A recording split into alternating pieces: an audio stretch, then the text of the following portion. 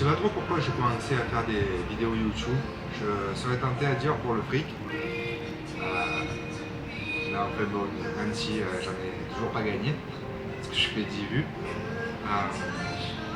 Mais le fait est que j'ai continué. Finalement, je pense que tout est...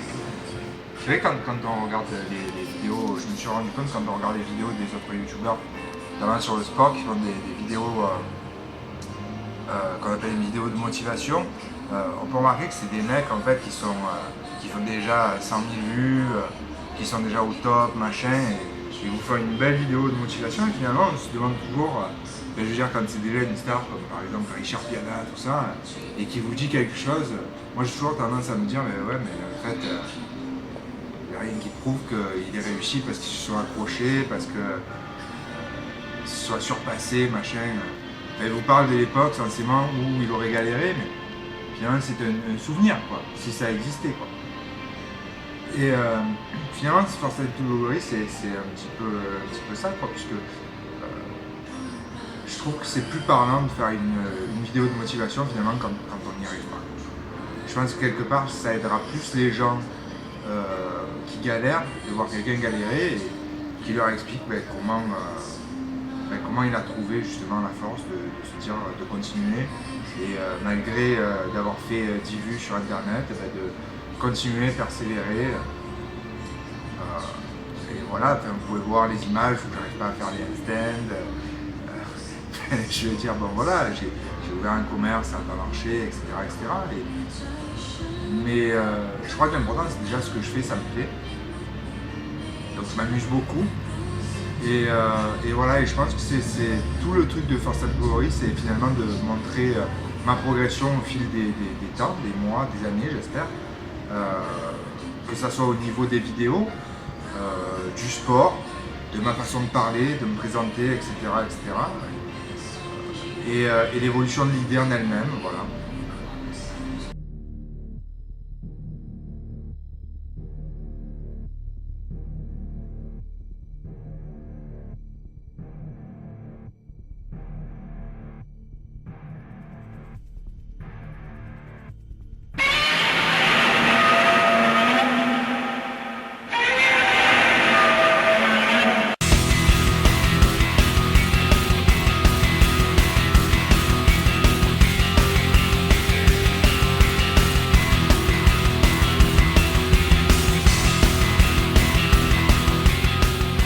Sinon ici, là on est dans un peu à l'extérieur, enfin, on est dans Bangkok toujours, mais un peu dans les zones extérieures. Alors Bangkok, le truc c'est que il y a tellement d'occidentaux en fait qui veulent plaire aux occidentaux et du coup les zones touristiques finissent par ressembler à l'Occident.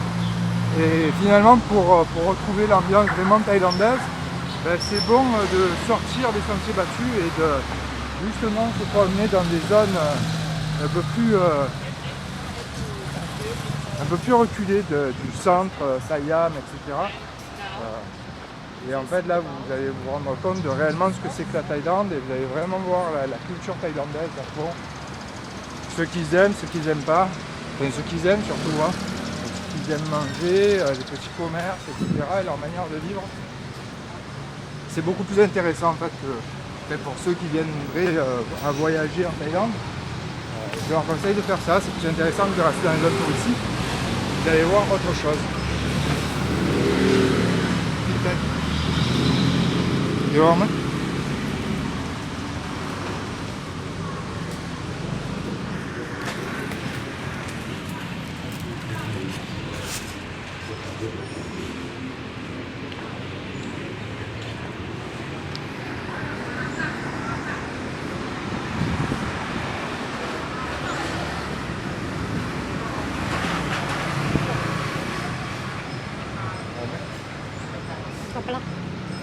But we have food, huh?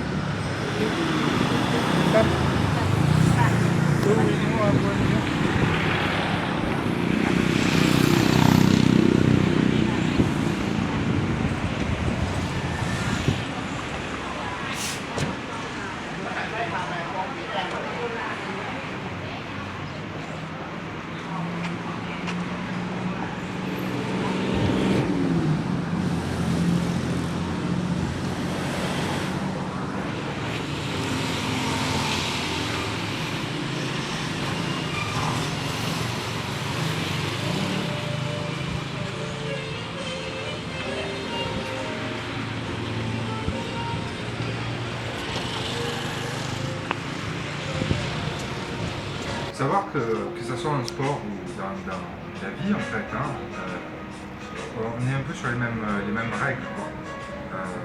Il faut comprendre la culture humaine, occidentale. En fait, je peux pas parler pour le reste, mais occidentale, je parle de l'Europe, les États-Unis et l'Afrique. Puisqu'en fait, la culture d'aujourd'hui vient plutôt de là, quoi. Elle est beaucoup basée sur des suppositions, en fait. Et c'est valable en sport et c'est valable dans tout ce que vous apprenez à l'école, tout ça. En fait, si vous enlevez les suppositions, vous avez peut-être 30% qui restent sur les 100% que vous apprenez, quoi. Je vais vous donner un exemple. Par exemple, l'évolution humaine, on suppose que l'humain vient du singe. Tout simplement parce qu'on a retrouvé des singes qui commençaient à se développer il y a des millions d'années, des milliers d'années.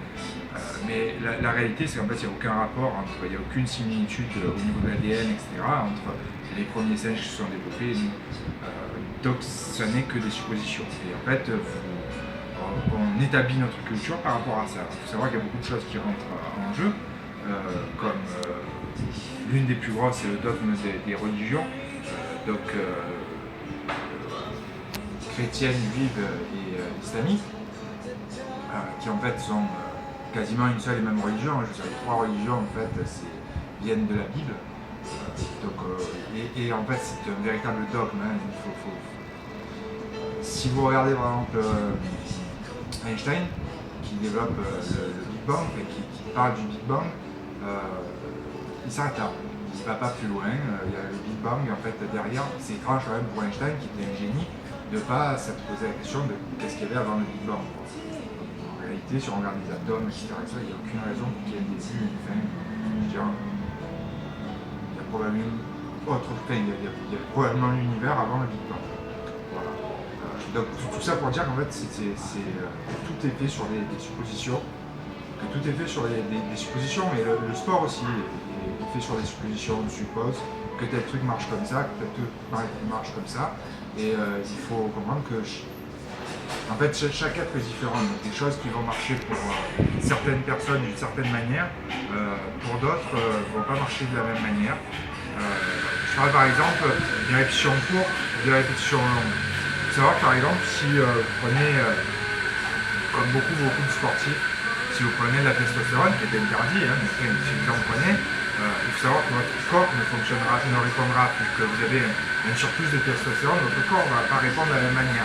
Donc vous prenez par exemple un bodybuilder professionnel, il y en a beaucoup qui travaillent sur des séries longues, tout simplement parce que la réponse à la testostérone à ça n'est pas la même que quelqu'un qui n'en prend pas. Quelqu'un qui n'en prend pas et qui voudrait gagner une masse musculaire importante va plutôt avoir des séries beaucoup plus courtes. Vous voyez ce que je veux dire? Et sur les temps de repos, c'est un peu pareil. Mais il faut savoir que même si vous ne prenez pas produit particulier, même si vous ne prenez pas de créatine, je veux dire sans parler de testostérone, on a la créatine qui n'est pas interdite, qui n'est pas illégale, qui pour moi est aussi un doping, puisque en fait, vous ajoutez de la créatine à votre corps. Les gens me disent oui mais la créatine c'est naturel, donc la testostérone aussi c'est naturel. Je veux dire, ça ne change pas le problème, quoi. L'héroïne, ça vient d'une fleur, c'est naturel aussi, c'est de la drogue, quoi. Ça n'a vraiment rien à voir, quoi. Le problème est, est-ce qu'on devient addict, est-ce que c'est dangereux, est-ce que c'est légal, est-ce que c'est pas légal.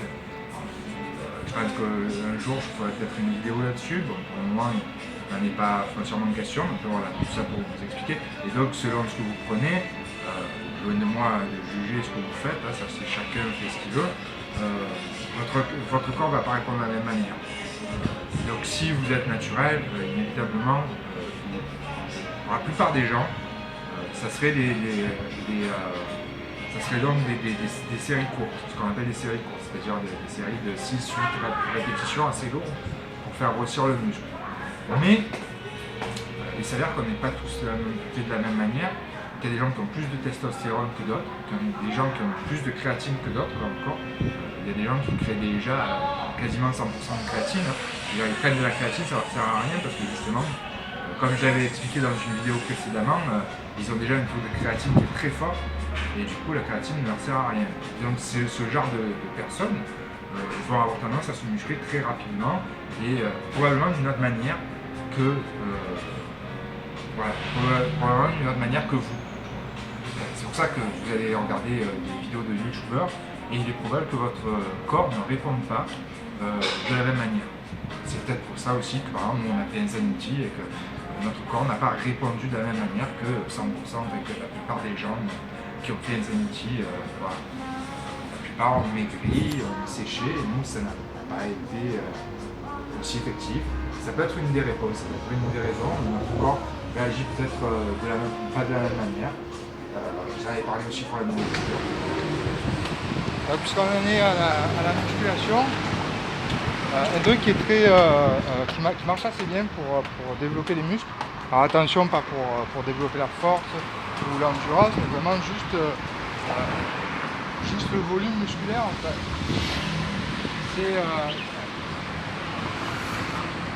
C'est de faire des contractions. En fait, c'est justement pour ça que les bodybuilders contractent leurs muscles dans la glace. C'est pas uniquement parce qu'ils sont imbus d'eux-mêmes, mais c'est surtout parce que ça marche. Ça développe bien les muscles en fait. Et ça les rend plus volumineux, plus visibles. Donc c'est un bon truc entre les sets. Au lieu de faire des pauses où vous asseyez et vous attendez tout simplement que la minute ou les 2 minutes passent, de contracter les muscles, notamment la zone que vous travaillez, ça va la rendre beaucoup plus volumineuse, beaucoup plus rapidement. Et entre autres, ça chauffe le muscle et ça va chauffer les muscles et ça va vous éviter de vous blesser en fait, parce que la zone est déjà contractée et du coup quand vous allez soulever lourd, le muscle est déjà prêt à travailler. Voilà. Donc voilà, c'était le petit trick pour le bodybuilding. Si vous voulez développer une musculature volumineuse rapidement, c'est un petit conseil que je vous donne.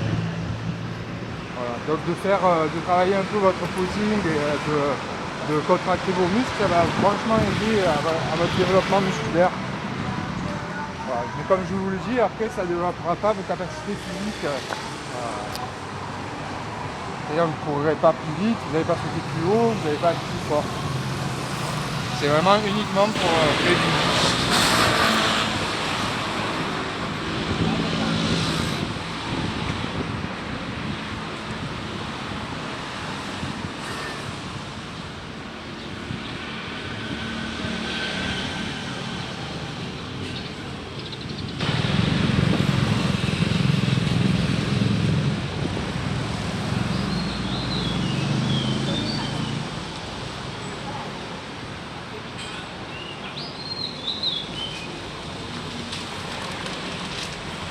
There, yeah. And try the bottom leg.